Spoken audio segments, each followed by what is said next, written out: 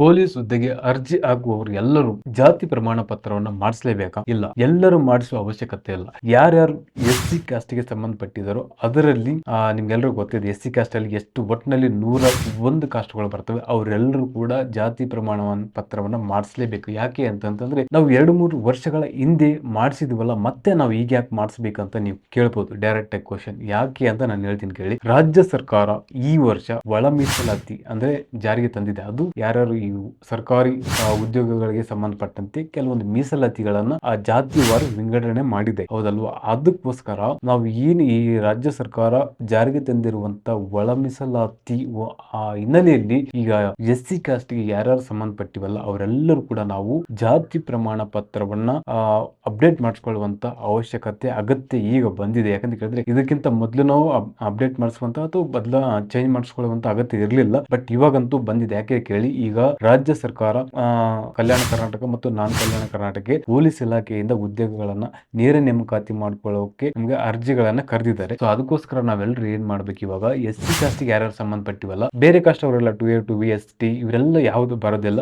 Only SC ಕಾಸ್ಟ್ಗೆ ಯಾರ್ಯಾರು ಸಂಬಂಧಪಟ್ಟಿರಲ್ಲ ಅವರೆಲ್ಲರೂ ಕೂಡ ಜಾತಿ ಪ್ರಮಾಣ ಪತ್ರವನ್ನು ಹೊಸದಾಗಿ ಮಾಡಿಸ್ಕೊಳ್ಬೇಕಾದಂತ ಅಗತ್ಯ ಇದೆ. ಯಾಕೆ ಅಂತ ಕೇಳಿದ್ರೆ ನಾನು ಹೇಳ್ತೀನಿ ನೋಡಿ. ಇಲ್ಲಿ ಈಗ ಎಸ್ಸಿ ಕಾಸ್ಟ್ ಅಲ್ಲಿ ಏನ್ ಮಾಡಿದ್ದಾರೆ, 101 ಜಾತಿಗಳಿದಾವಲ್ಲಪ್ಪ, ಆ 101 ಜಾತಿಗಳಲ್ಲಿ 3 ಭಾಗಗಳನ್ನ ಮಾಡಿದ್ದಾರೆ. ಒಂದು ಗ್ರೂಪ್ ಎ, ಇನ್ನೊಂದು ಗ್ರೂಪ್ ಬಿ, ಇನ್ನೊಂದು ಗ್ರೂಪ್ ಸಿ ಅಂತ ಮಾಡಿದ್ದಾರೆ. ಗ್ರೂಪ್ ಎಗೆ ಏನ್ ಮಾಡಿದ್ದಾರೆ, 5.25% ಮೀಸಲಾತಿಯನ್ನು ಕೊಟ್ಟಿದ್ದಾರೆ. ಅದೇ ಸೇಮ್ ಏನಪ್ಪ ಅಂತಂದ್ರೆ ಗ್ರೂಪ್ ಬಿಗೂ ಕೂಡ 5.25% ಮೀಸಲಾತಿಯನ್ನು ಕೊಟ್ಟಿದ್ದಾರೆ. ಅದೇ ತರ ಗ್ರೂಪ್ ಸಿ ಗೆ ಮಾಡಿದ್ರೆ 4.25% ಲೆಕ್ಕದಲ್ಲಿ ನಮಗೆ ಮೀಸಲಾತಿಯನ್ನು ಕೊಟ್ಟಿದ್ದಾರೆ. ಒಟ್ಟು ಡಿವೈಡ್ ಮಾಡಿದ್ದಾರೆ. ಗ್ರೂಪ್ ಎ ನಲ್ಲಿ 18 ಜಾತಿಗಳು ಇದ್ದಾವೆ, ಗ್ರೂಪ್ ಬಿ ನಲ್ಲಿ 20 ಜಾತಿಗಳು ಇದ್ದಾವೆ, ಗ್ರೂಪ್ ಸಿ ನಲ್ಲಿ 63 ಜಾತಿಗಳಿದ್ದಾವೆ. ಸೊ ಇವರೆಲ್ಲರೂ ಒಟ್ಟಿನಲ್ಲಿ 101 ಕ್ಯಾಸ್ಟ್ಗಳೇನಿದಾವಲ್ಲ ಎಸ್ಸಿ ಅಲ್ಲಿ, ಆ 101 ಕಾಸ್ಟ್ಗೆ ಎಲ್ಲರೂ ಯಾರು ಇದಾರಲ್ಲ ಅವರೆಲ್ಲರೂ ಕೂಡ ಜಾತಿ ಪ್ರಮಾಣ ಪತ್ರವನ್ನ ಮಾಡಿಸ್ಕೊಳ್ಳೇಬೇಕು.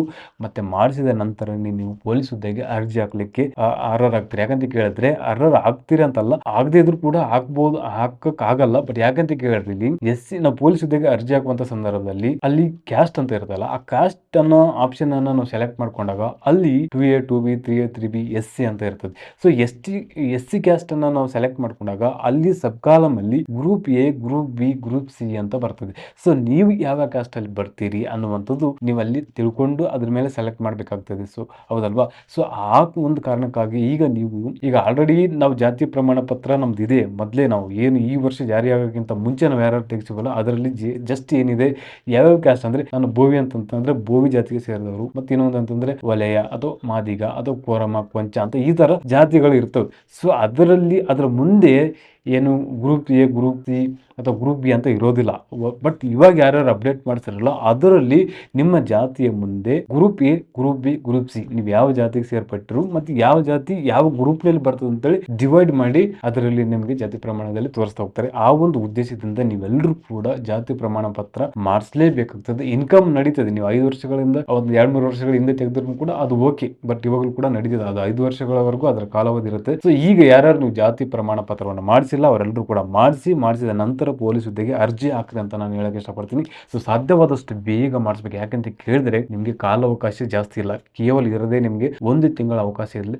ಅದರಲ್ಲಿ ಈಗ ಆಲ್ರೆಡಿ 3-4 ದಿನ ಕಳೆದು ಹೋಗಿದೆ ಅಂತಾನೆ ತಿಳ್ಕೊಳ್ಳಿ. ಸೊ ಈಗ ಆದಷ್ಟು ಬೇಗ ನೀವೇನ್ ಮಾಡ್ಬೇಕು, ಜಾತಿ ಪ್ರಮಾಣ ಪತ್ರವನ್ನು ತೆಗೆಸ್ಲಿಕ್ಕೆ ನಿಮ್ಗೆ ಆಲ್ರೆಡಿ ನೀವು ಕಷ್ಟಪಟ್ಟು ಓಡಾಡಿದ್ರೆ 1 ವಾರದಲ್ಲಿ ಆಗ್ಬಹುದು, ಅಥವಾ ನೀವು ಬೇರೆಯವ್ರಿಗೆ ಕೊಟ್ಟರೆ ಮ್ಯಾಕ್ಸಿಮಮ್ 21 ದಿನ ತಗೊಂಡ್ತಾರೆ ಅವರು.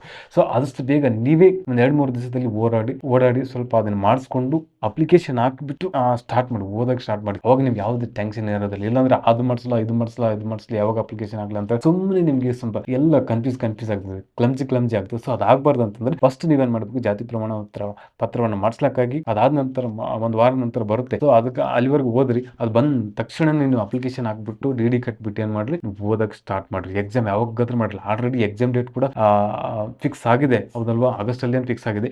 ಸೊ ಅದು ಬರೋಕ್ಕಿಂತ ಮುಂಚೆ ನೀವು ಎಲ್ಲರೂ ಕೂಡ ಪ್ರಿಪೇರ್ ಆಗಿರಿ. ಸೊ ಎಕ್ಸಾಮ್ ಯಾವಾಗಾದ್ರೂ ನಡೆಸಲಿ, ನೀವು ಎಕ್ಸಾಮ್ಗೋಸ್ಕರ ಕಾಯ್ತಾ ಇರಬೇಕು. ಸೊ ನೀವೆಲ್ಲರೂ ಕೂಡ ಪೊಲೀಸ್ ಆಗ್ಲಿ ಅಂತ ನಾನು ಕೂಡ ದೇವರ ಹತ್ರ ಬೇಡ್ಕೊಳ್ತೀನಿ. ಮತ್ತೊಮ್ಮೆ ನಿಮ್ಮೆಲ್ಲರಿಗೂ ಕೂಡ ಈ ವಿಡಿಯೋನ ಕೊನೆವರೆಗೂ ನೋಡೋದಕ್ಕೆ ಧನ್ಯವಾದಗಳು. ಮತ್ತೆ ನೆಕ್ಸ್ಟ್ ವಿಡಿಯೋದಲ್ಲಿ ನಿಮ್ಗೆ ಏನಾದರೂ ಕ್ವಶನ್ಗಳು ಇದ್ರೆ ಕಾಮೆಂಟ್ ಮಾಡಿ, ಅದ್ರ ಬಗ್ಗೆ ನಾನು ಮತ್ತೆ ಸಂಪೂರ್ಣವಾದ ಮಾಹಿತಿಯೊಂದಿಗೆ ಬರ್ತೀನಿ ಅಂತ ಹೇಳ್ತಾ ಈ ವಿಡಿಯೋನ ಇಲ್ಲಿಗೆ ಮುಗಿಸ್ತೀನಿ. ಅಲ್ಲಿವರೆಗೂ ಬಾಯ್. Signing off Raj.